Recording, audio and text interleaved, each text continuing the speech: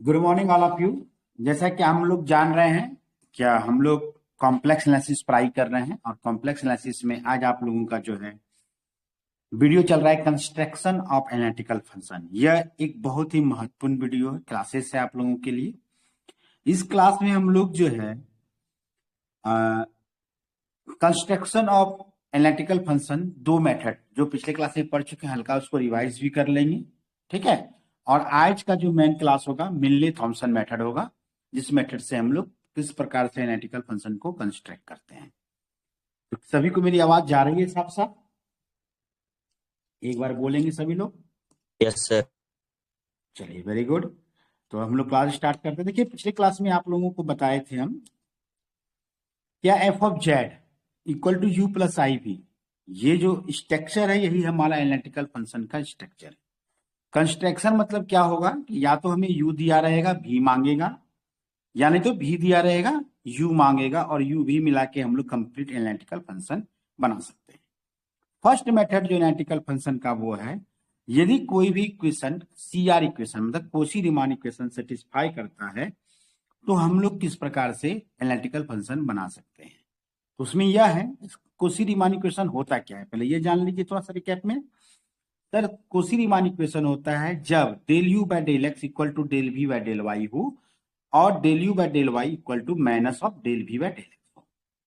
तो harmonic function के method से यदि हम लोग बनाते हैं, कंस्ट्रक्शन करते हैं एनालिटिकल फंक्शन का, तो हार्मोनिक फंक्शन का क्या कहना है? सर, हार्मोनिक फंक्शन का कहना है del square f upon del x square plus del square f upon del y square, दोनों का सम हमारा जीरो होता है। एक एग्जाम्पल के लिए एक सवाल उठाए हैं कि यदि u का मान Y cube minus 3x² Y हो तो फाइंड एफ जेड, कैसे बनेगा? तो हमको पता है कि डेल यू, पहले इसका क्या करेंगे सर, हमको del you by del x निकालना होगा, del you by del y निकालना होगा। ठीक है। और फिर u और v, u बराबर ये होता है u, ये u del you by del y बराबर v के फॉर्म में यह होता है, और फिर हम लोग इंटीग्रेशन करके with the help of harmonic function से बना सकते हैं। लेकिन पहले सर चेक करना होगा कि हार्मोनिक फंक्शन का जो ये लैप्लास इक्वेशन है वह सेटिस्फाई करता है क्या नहीं। यदि हार नहीं करेगा तब कैसे तुम हार्मोनिक फंक्शन का रोल लगाओगे? तो पहले हमने क्या किया, u का x के रिस्पेक्ट में पार्शियली डिफरेंशिएशन किया और ये रिजल्ट आया। ये तो हम आप लोग को पिछले क्लास में ही बताए थे क्या सर, ये समझाने के लिए हम लिखे हैं। एग्जाम में तुम जब भी बनाओगे तो यहाँ लिखोगे differentiation, partially differentiation with respect to x, again partially differentiation with respect to x, ये लैंग्वेज का इस्तेमाल करना है। यहां देखिए del you by del x का वैल्यू क्या हो गया, एक्स के रिस्पेक्ट में वाई जीरो, 3y कांस्टेंट है इसको रखेंगे, और एक्स स्क्वायर का रिजल्ट क्या होगा 2x, तो ये लिख दिए। और ये माइनस 6xy हुआ, अगेन इसको x के रिस्पेक्ट में किए तो माइनस 6y क्या हुआ कांस्टेंट, x का डिफरेंशिएशन 1। उसी तरीके से हम लोग sir del you by del y निकालें तो y के रिस्पेक्ट में वाई क्यूब का डिफरेंशिएशन क्या होगा?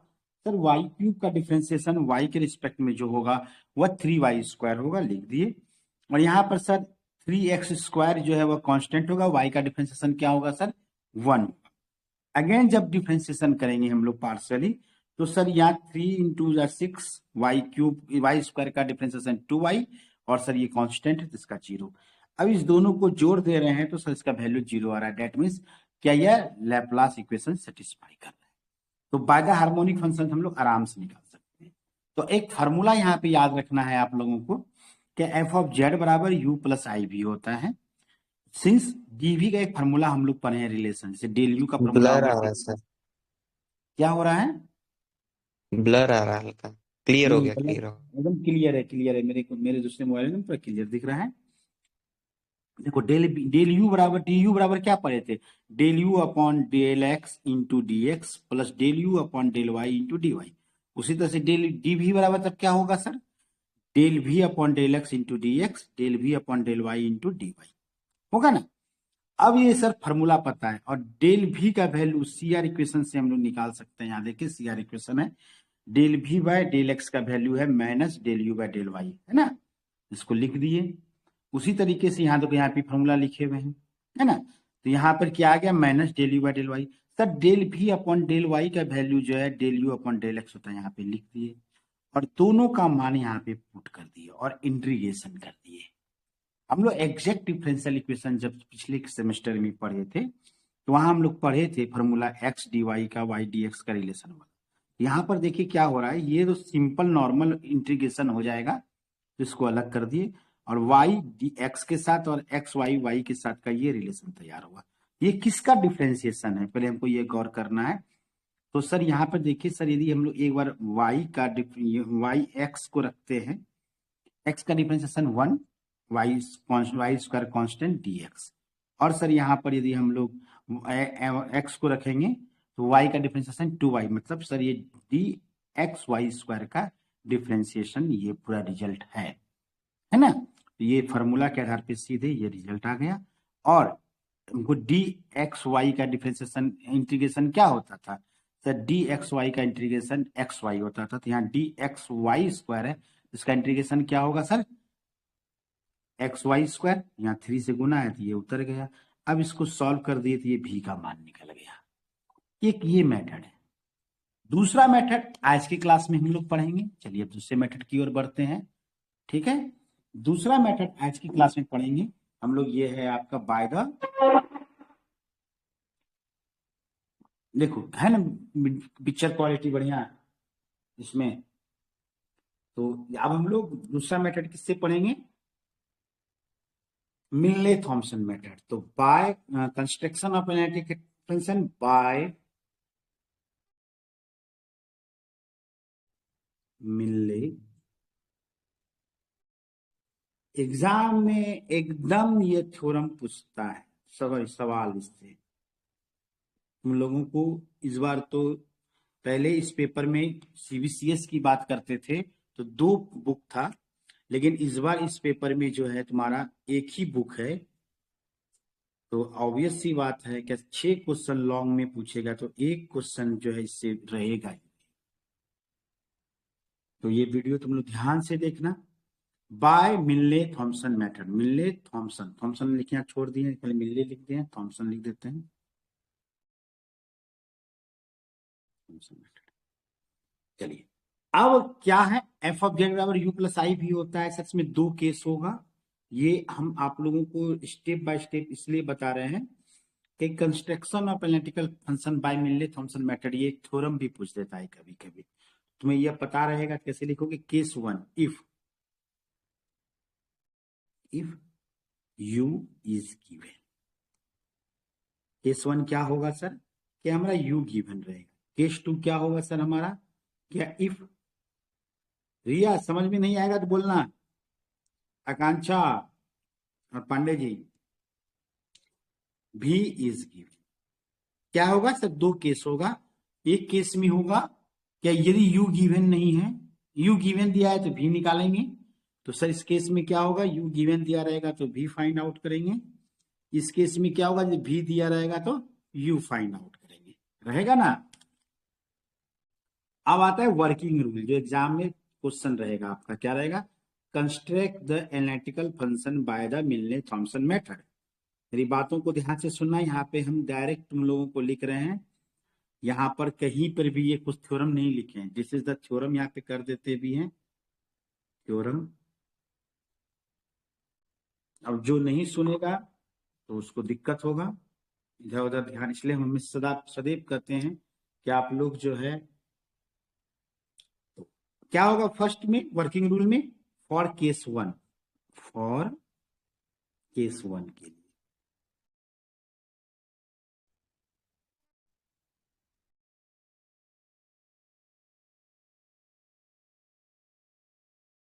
मोनू और वीरेंद्र,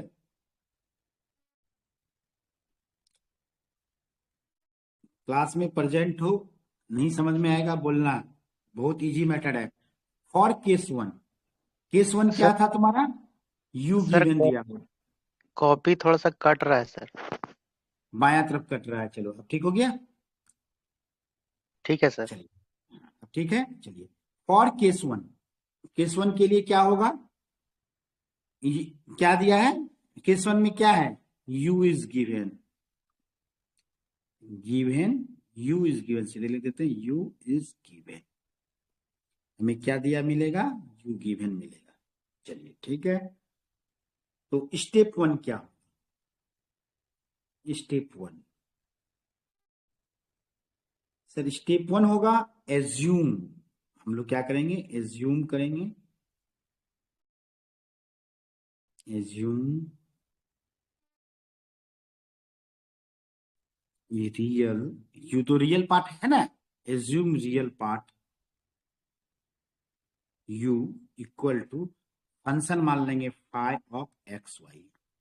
ठीक है, यू को फंक्शन कहिए, ऑब्वियस सी बात, को यू में एक्स वाई भी होता है, भी में भी एक्स वाई होता है, तो phi of x y. Step 2 क्या करेंगे हम लोग सर, स्टेप 2 करेंगे हम लोग, फाइंड करेंगे, फाइंड आउट। ठीक है, फाइंड आउट करेंगे, क्या find out phi x del x. मतलब क्या हुआ इसका मतलब सर, इसका मतलब हुआ क्या करेंगे, डेल फाइव एक्स वाई का एक्स के रिस्पेक्ट पार्शियल में डिफरेंशिएट करेंगे। And phi y d x. तो इसका मतलब क्या होता है सर, इसका मतलब होता है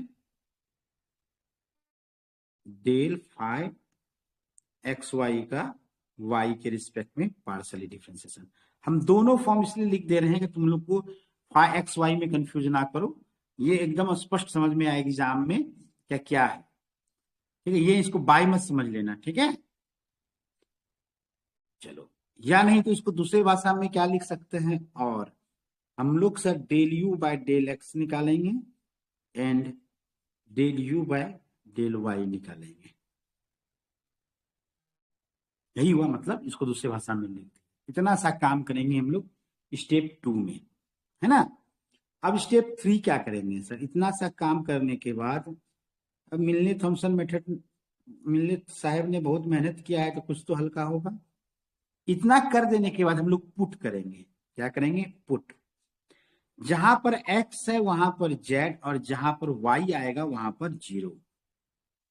क्या पुट करेंगे, सभी लोग समझे, आकांक्षा, रिया, नयन, क्या, जहां पर x आएगा, ये दोनों वैल्यू जो निकालेंगे, del you by del x, del you by del y, कुछ भी आंसर आएगा उसको आंसर में, जैसे यहाँ पर सवाल देखो, यहाँ पर ये है ना, del you by del x निकाले, यहाँ पे जो आंसर आया इसमें क्या बोले, जहां पर x रहेगा वहां पर z, और जहां y रहेगा वहां पे 0। ये पूरा क्वेश्चन तो 0 हो गया, है ना। जैसे del you by del y आया, जहां पे क्या, जहां पे x रहेगा वहां पर z, और जहां पे y रहेगा वहां पर 0। कर देंगे इस तरह से हम लोग, किसी को कोई दिक्कत नहीं होना चाहिए।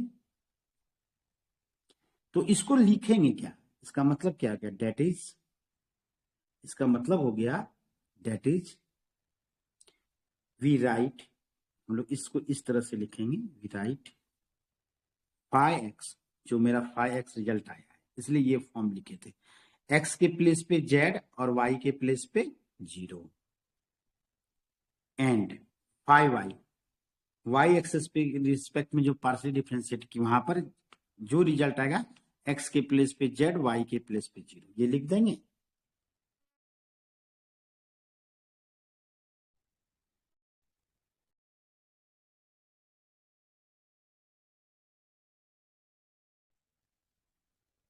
पूरा सागर बहेगा जी, इसके बाद का लैंग्वेज कैसे लिखूं मैं। ठीक है, वेरी गुड। स्टेप, यहां तक किसी को कोई कंफ्यूजन है तो बोलो। कोई ऐसे विद्यार्थी जो क्लास में भी ज्वाइन हो, आप सबों में से किन्हीं को किसी कोई प्रकार का कंफ्यूजन है तो बोलिए, वरना मैं आगे बढ़ जाऊंगा।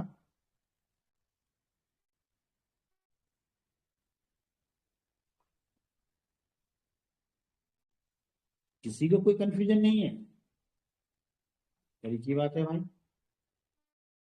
No sir.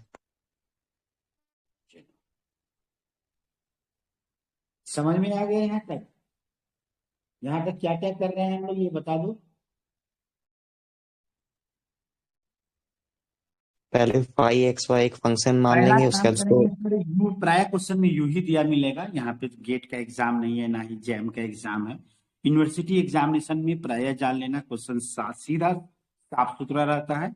मतलब एग्जाम में तुमको यू मिलेगा, तुम पहले यू से जो फंक्शन है यू वाला, ये 5xy को, इसको हम लोग ये फॉर्म मान लेंगे, उसको पार्शली डिफरेंशिएशन कर देंगे, del you by del x, मतलब 5x xy का मान निकाल लेंगे। फिर सर नेक्स्ट स्टेप में इसको y के रिस्पेक्ट में पार्शली डिफरेंशिएशन करेंगे, जिसका वैल्यू आएगा 5y(xy), उसका वैल्यू हम लोग लिख देंगे। उसके बाद सर तीसरे स्टेप में क्या करेंगे, जो रिजल्ट आया है उस रिजल्ट में जहां पर x है वहां पे z लिख देंगे, जहां पर y है वहां पे y लिख देंगे, और इस प्रकार से दो मान निकाल के उसके बराबर लिख देंगे।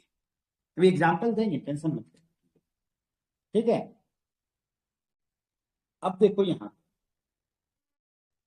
अब यहां पर कहानी खत्म। स्टेप 4 क्या होगा,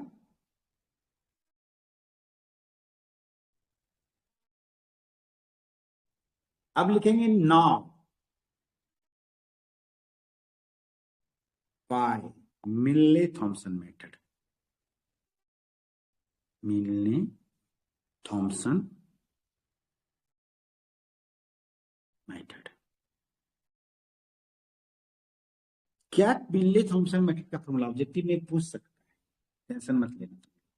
मिलने थॉमसन मेथड का फॉर्मूला होता है, जैसे वहां पे हम लोग लिखते थे ना एफ ऑफ जेड, वहां पे भी लिखते थे, ये देखो यहाँ पे लिखे थे ना, ये मेथड में यहाँ पर क्या लिखे थे, ये देखो डीवी, तो डीवी में इंटीग्रेशन का सिंबल नहीं होना चाहिए, ठीक है। डीवी बराबर ये लिखे थे ना, क्या लिखे थे, डीवी बराबर जो रिजल्ट आया था, ये डीवी बराबर यहाँ लिखे थे, देखो यहाँ लिखे हैं डीवी बराबर है ना। उसी तरह से यहाँ पर भी मिलने थॉमसन मेथड का फॉर्मूला होगा एफ ऑफ जेड बराबर इंटीग्रेशन ऑफ, क्या रिजल्ट आया है ये वाला 5x(z0), ठीक है, 5x(z0) dz, कोई दिक्कत नहीं है, प्लस नहीं सॉरी माइनस होता है मिलने थॉमसन मेथड में, याद रखना, माइनस आई कॉम्प्लेक्स कन्फर्म है 5y(z0) dz, और प्लस सी, और सी तो आएगा ही कहीं ना कहीं से, सी तो लास्ट में लिखना ही होता है, ठीक है। और इसमें भी अलग करना चाहो तो अलग कर सकते हो इंटीग्रेशन को, या यहाँ पे लिख के इसको ऐसे कर दो, ये भी भाषा सही है, ठीक है। मेरा मतलब समझे, क्या करना है, मिलने थॉमसन मेथड क्या किया है, तो इसको एक सिंपलेस्ट कर दिया है। मतलब करना तो यहाँ भी वही काम है जो काम हम लोग हार्मोनिक फंक्शन के मेथड से किए थे, क्या लैपलास इक्वेशन सेटिस्फाई करना है, लैपलास इक्वेशन सेटिस्फाई करने के बाद डीवी बराबर लिख के इंटीग्रेशन कर देना है। लेकिन यहाँ पर क्या किया, क्या इसको समराइज कर दिया कि डायरेक्ट तुम्हारा जो एफ जेड का फॉर्मूला यही होगा, तुम्हारा ये एफ 5x(z0) को dz और 5y(0) dz को इंटीग्रेशन कर देना है, और जो रिजल्ट आएगा रिजल्ट को लिख देना है, ठीक है। एंड स्टेप 5, क्योंकि एग्जाम में ये थ्योरम पूछता है तो हमको स्टेप 5 भी लिखना होगा। क्या लिखना होगा स्टेप 5 में, स्टेप 5 में मेरी आवाज सबों तक अच्छे से पहुंच रही है ना, किन्हीं को कोई प्रकार का दिक्कत तो नहीं हो रहा है ना। फाइंड इमेजिनरी पार्ट, ठीक है, फाइंड द इमेजिनरी पार्ट। आप लोगों को ग्रुप, जो टेलीग्राम ग्रुप है, हम टेलीग्राम ग्रुप इसलिए बनाए हैं कि टेलीग्राम ग्रुप में डाटा ज्यादा देर तक रहता है, और बहुत मायने में यह जो ग्रुप जो टेलीग्राम जो होता है वह तुम लोगों को इजिस्ट करता है संसार के संसाधनों को एक दूसरे में सर्कुलेट होने में, ठीक है। कुछ दिक्कत हो रहा है कि थोड़ा सा सर वो अभी हेजिक हुआ है, हाँ ठीक है, उसको ठीक कर लेते हैं हम लोग, थोड़ा कट भी रहा है, थोड़ा सा नीचे कर लेते हैं, थोड़ा सा इसको इधर कर लेते हैं। ललन ने भी कुछ बोलना चाह रहा था, क्यों ऐसा हुआ, चलिए हो गया ठीक। वो कैमरा में आजकल वो सेंसर जो लगा रहता है ना, तो जैसे यहाँ पर लाते हैं हाथ, वो चेक हो जाता है ऊपर करने वाला।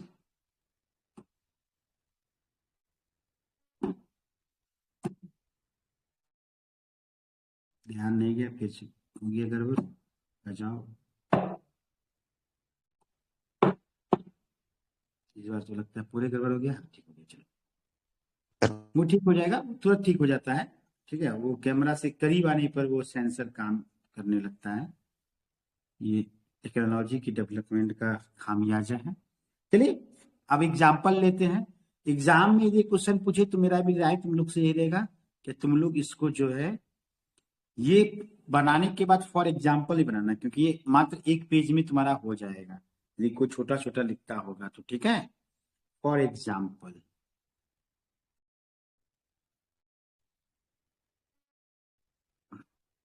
और एग्जाम्पल हम वही क्वेश्चन लेंगे जो एग्जाम में पूछी हुई, ठीक है।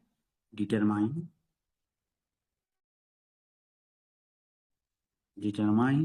द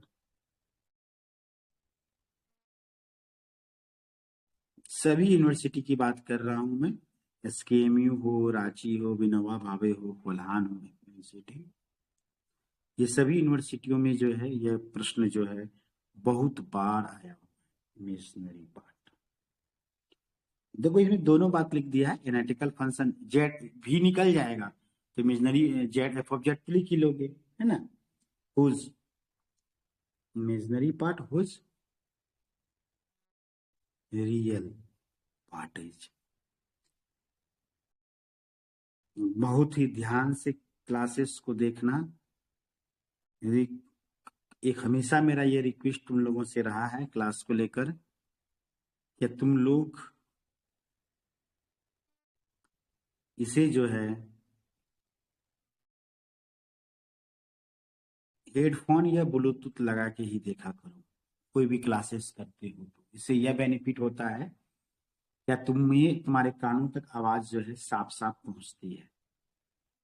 चलिए क्या बोले, फॉर डिटरमाइंड एनालिटिकल फंक्शन। चलिए अब आते हैं हम लोग इसका सॉल्यूशन में। स्टेप 1 देखो यहाँ दिख रहा होगा सबकी कॉपी में भी, है ना। स्टेप 1 क्या है, पहले हम लोग क्या काम करना है सर, स्टेप 1 में u इज गिवन, मतलब गिवन लिखना है u को, तो गिवन फंक्शन इज लिखते हैं, गिवन फंक्शन इज। तो क्या दिया हुआ है, u बराबर दिया हुआ है x³ minus 3xy² 3x² minus 3y² plus 2x+1। कल भी इसी टाइम क्लास होगा और 14 तारीख को तुम लोगों का छुट्टी रहेगा, 15 को भी इसी टाइम में क्लास होगा। कल ऑफलाइन होगा क्या सर?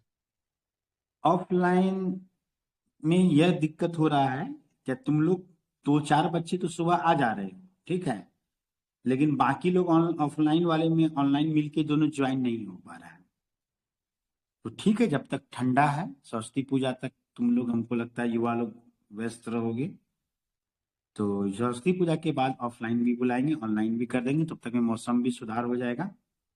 लेकिन अभी हमको लगता है कि ऑनलाइन शाम में चलने दो, घर में आराम से हेडफोन ब्लूटूथ लगा के बनाओगे तो समझ में आएगा। हमको लगता है आज तुम लोग को बेटर समझ में आया होगा, गूगल मीट की तुलना करें तो एज कंपेयर। ये नहीं आ रहा है तब ऑनलाइन कर देंगे, ऑफलाइन कर देंगे कल भी, ठीक है। आज और कल देख लो तुम लोग का क्या बोले, लास्ट में इसके क्या मानना है, रियल पार्ट u बराबर ये, तो ये मानना था, तो u बराबर गिवन फंक्शन u, तो लेट, ये डायरेक्ट भी लिख सकते हो, यहाँ पर ऐसे कर देते हैं, लेट u, यहाँ पर u लिखाता है, अब लिखाने का जगह तो नहीं रहा, अब ठीक कोई दिक्कत नहीं है, फाइ xy इक्वल टू इतना है। एक ही तरीके से बनाते हैं, ये 3 तरीका से जो लिखे हैं समझाने के लिए लिखे हैं, उसको एक ही तरीका से लिखते हैं जो तुम लोगों को एग्जाम में बनाने में आसान हो ना। अब इसको क्या करना है सर, x के रिस्पेक्ट में और y के रिस्पेक्ट में डिफ्रेंसिएशन करना था, लिख देते हैं पार्शियली। हाँ, ऑफलाइन क्लासेस इसके बाद हमको लगता है partial differentiation with respect to x, इसके बाद जो है हम लोग लास्ट चैप्टर पढ़ेंगे इस बुक का x एंड y। इसको मान लो equation 1 of equation conformal mapping वाला, तो उसमें हमको लगता है शुरू का क्लासेस को ऑफलाइन कर देंगे, जिससे कि तुम लोग को ऑफलाइन ऑनलाइन दोनों हो सके। आई होप कि यहाँ तक आप लोगों को समझ में आया हो, ठीक है। अब क्या होगा पहले तो सर x के रिस्पेक्ट में आप कहे थे लिखने के लिए सर फाइ xy, ये इस तरह से इसलिए लिखने के लिए मैं कह रहा हूं इससे यह बेनिफिट होता है कि आपको बाद में फाइव जेड जीरो लिखने में आसान होगा। अब बताओ इसको सर एक्स के रिस्पेक्ट में करेंगे तो क्या होगा, ये 3x²। सर 3 - 3y कांस्टेंट हो जाएगा सर, -3y² कांस्टेंट हो जाएगा। x का डिफरेंशिएशन 1। सर यहाँ पे 3x है तो 3 कांस्टेंट को लिख देते हैं और x² का इंटीग्रेशन हो जाएगा सर, सॉरी डिफरेंशिएशन हो जाएगा 2x।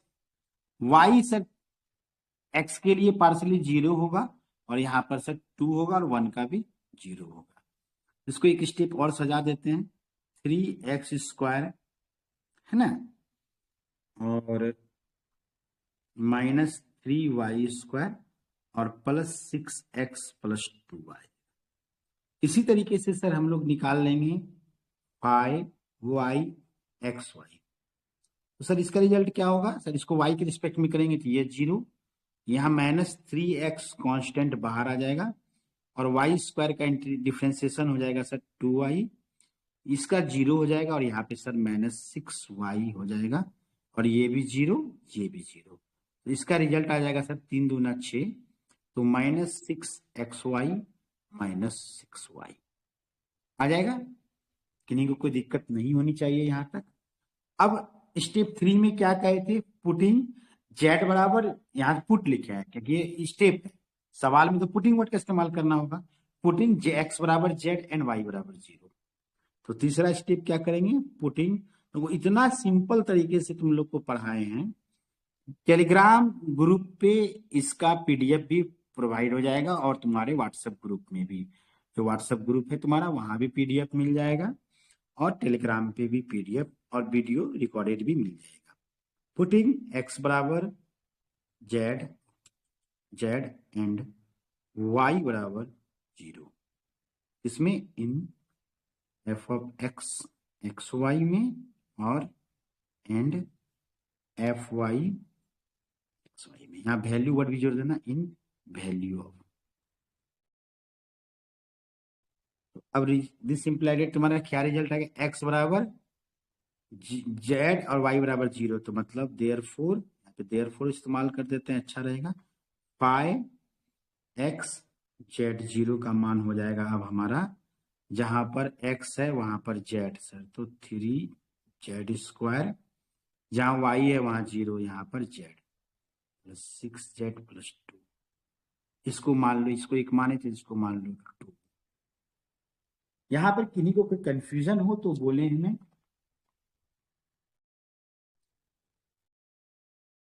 नहीं है ना। चलो अब एंड, नीचे का कट रहा है सर। हाँ नीचे कट रहा है, इसको तो ऊपर कर लेते हैं, चलिए और ऊपर कर लेते हैं।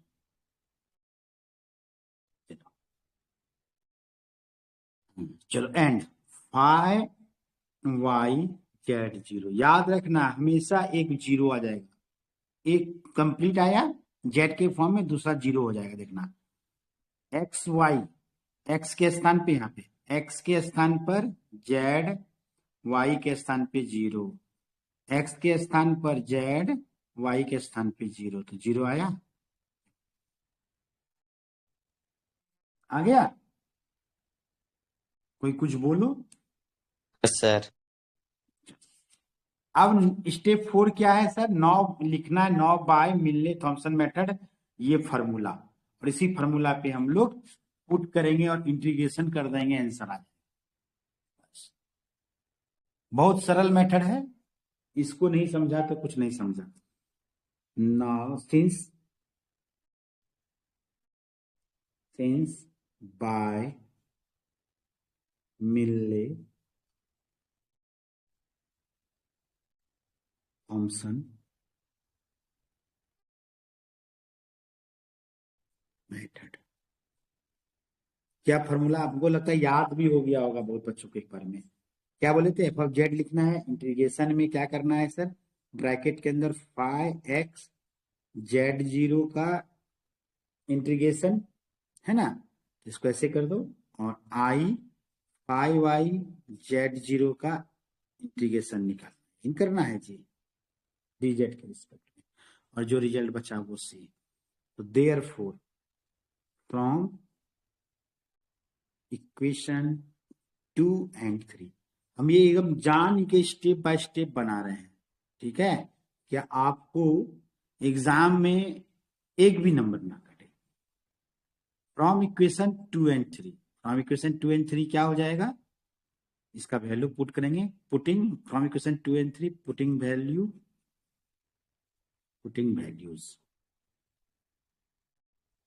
ऑफ किसका करना है, पाई एक्स जेड जीरो का and phi y z zero का। याद रखो इस तरीके से बनाओगे तो बहुतों को आसान होगा, जो कॉपी चेक करेंगे टीचर तुम्हारा एग्जाम में उसको भी समझ में आएगा, तुम बहुत ही एक सिस्टमेटिक ढंग से बनाए, है ना। From equation 2 and 3 putting values of phi x z zero and phi y z zero. चलो वी गेट, हमको क्या प्राप्त हुआ देख लो सर, यहाँ एफ ऑफ जेड आया और यहाँ इंटीग्रेशन में इसका मान कितना आया था, पीछे पन्ना पलटना होगा। फाई एक्स जेड जीरो का वैल्यू आया था 3z स्क्वायर 6z प्लस 2, तो सर इसका वैल्यू आया था 3z square plus 6z plus 2 dz। और सर इसका वैल्यू कितना आया था, 0। इसका वैल्यू 0 लिखने की कोई जरूरत ही नहीं है, लिख दिए डायरेक्ट। और बाद में सी तो आएगा ही, एक स्टेप यहाँ पे हमसे मिस्टेक हो गया अभी, मतलब मिस्टेक नहीं हो, मतलब स्किप हो गया। यहाँ पे चाहो तो तुम लोग लिख सकते थे इस तरह करके, f of Z equal to integration of 3z square plus 6z plus 2 और प्लस में आई 0, फिर इसको dz कर देते और प्लस सी, इसका वैल्यू 0 है ना। अब इसका इंटीग्रेशन सर बहुत इजी है सर, क्या हो जाएगा, माइनस आई जीरो नहीं होगा, माइनस, हाँ सॉरी वेरी गुड, आई जीरो का वैल्यू खत्म, 0 से गुना हुआ कहानी खत्म, उसको लिखने की जरूरत क्या है। हम क्या बोले, हमेशा जान लेना कि एक टर्म 0 आएगा, u मांगेगा तो इमेजिनरी पार्ट 0 आएगा, v मांगेगा तो v दिया रहेगा, u मांगेगा तो तुम्हारा रियल पार्ट 0 आएगा। i इंटू 0 कहानी खत्म, तो बचा इतना सही ना जी, यही वाला पार्ट ना।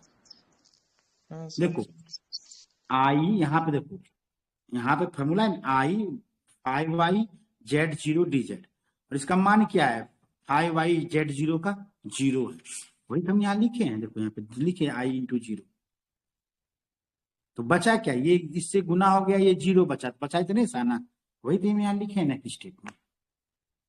अब देखो इसका इंटीग्रेशन क्या होगा, 3z स्क्वायर का इंटीग्रेशन हो जाएगा z cube upon 3 n plus 1 upon n plus 1, 6z का हो जाएगा z स्क्वायर अपॉन 2 और इसका हो जाएगा सर 2z, तो बाद में c हो गया,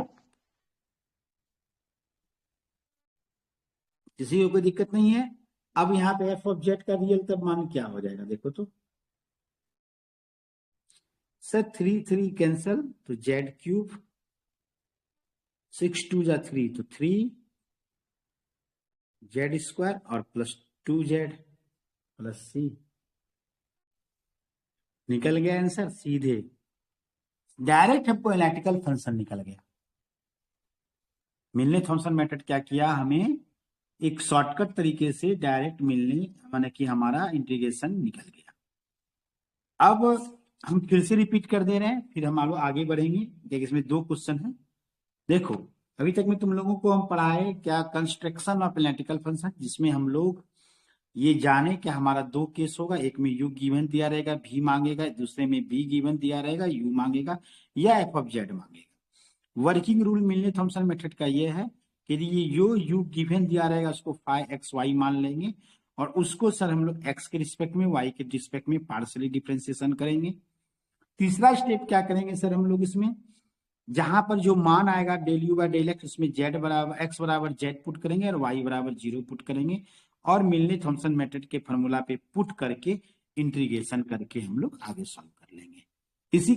इसी सिलसिले में हम आप लोगों को क्या किए, एक सवाल दिए हैं जहां पर लिखा है determine the analytical function and imaginary part. पहले एनालिटिकल फंक्शन निकालना है, इमेजिनरी पार्ट निकालना है।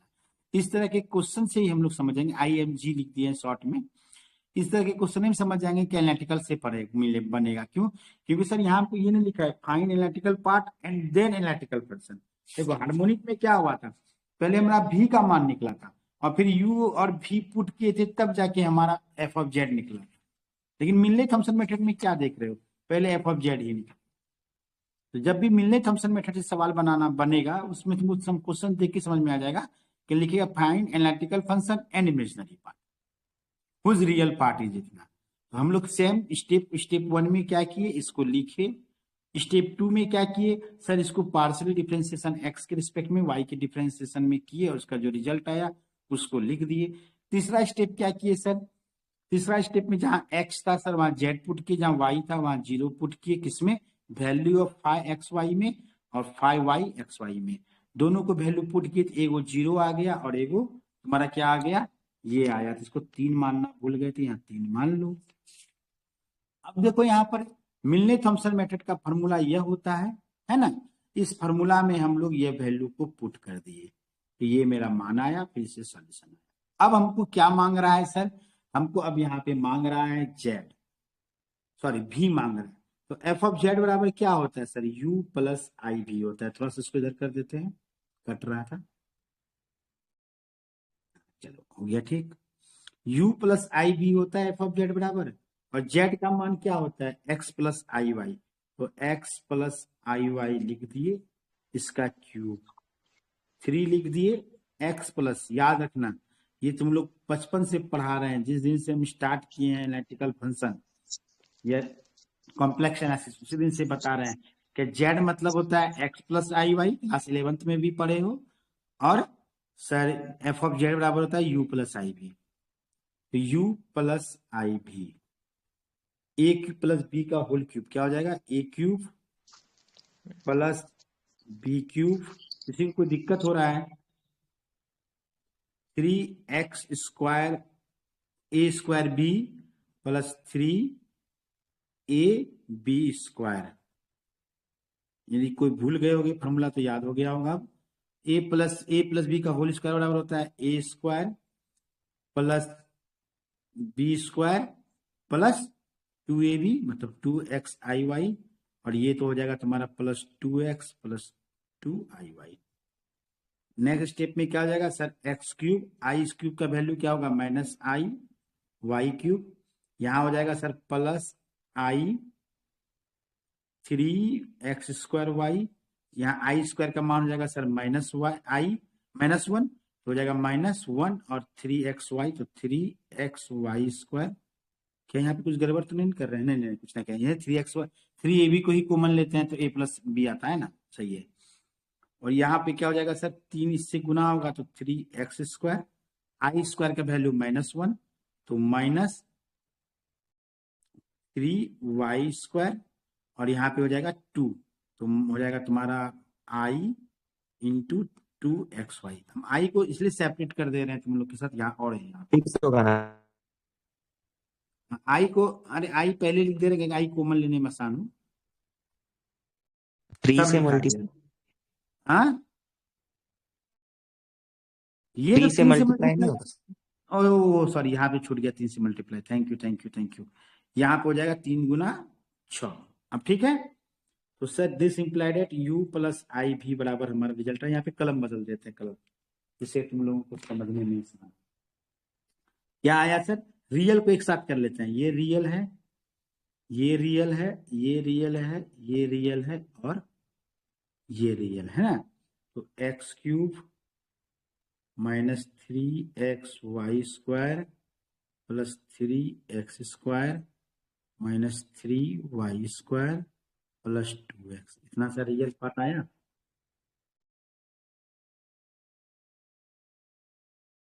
आई वाला पार्ट कौन सा है सर, आई कॉमन ले लेते हैं प्लस में, y क्यूब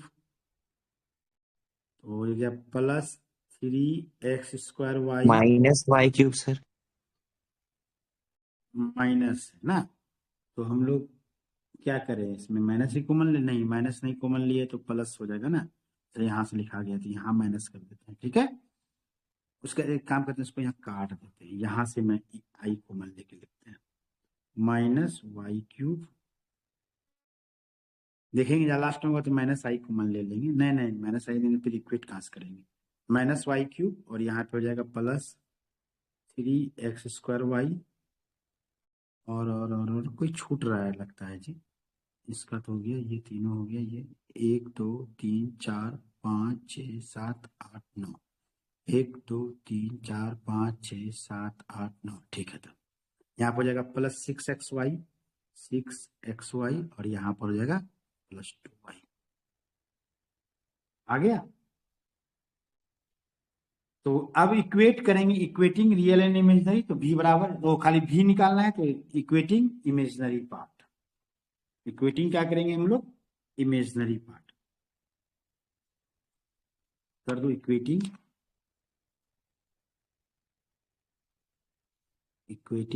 IMG, तो नीचे कर देते हैं IMG पार्ट। v बराबर क्या हो जाएगा हमारा, -y³ plus 3x² y plus 6xy plus 2y।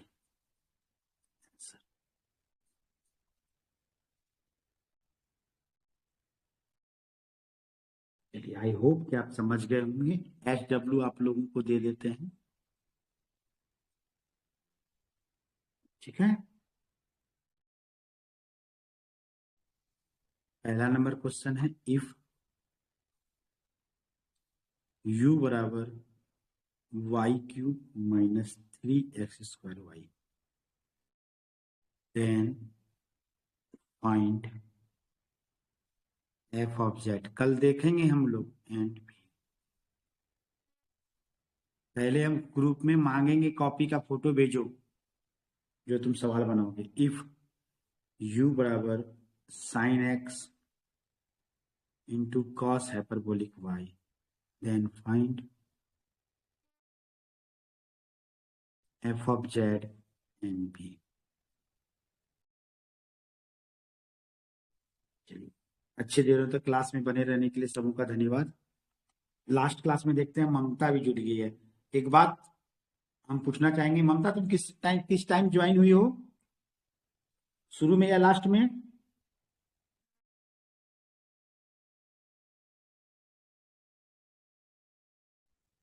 बोल ही नहीं रही है। संदीप और ममता लास्ट में ज्वाइन हुए हो, शुरू में ज्वाइन हुए हो? यदि लास्ट में हुए होगे तो फिर से समझा देंगे, एक बार रिपीट कर देंगे।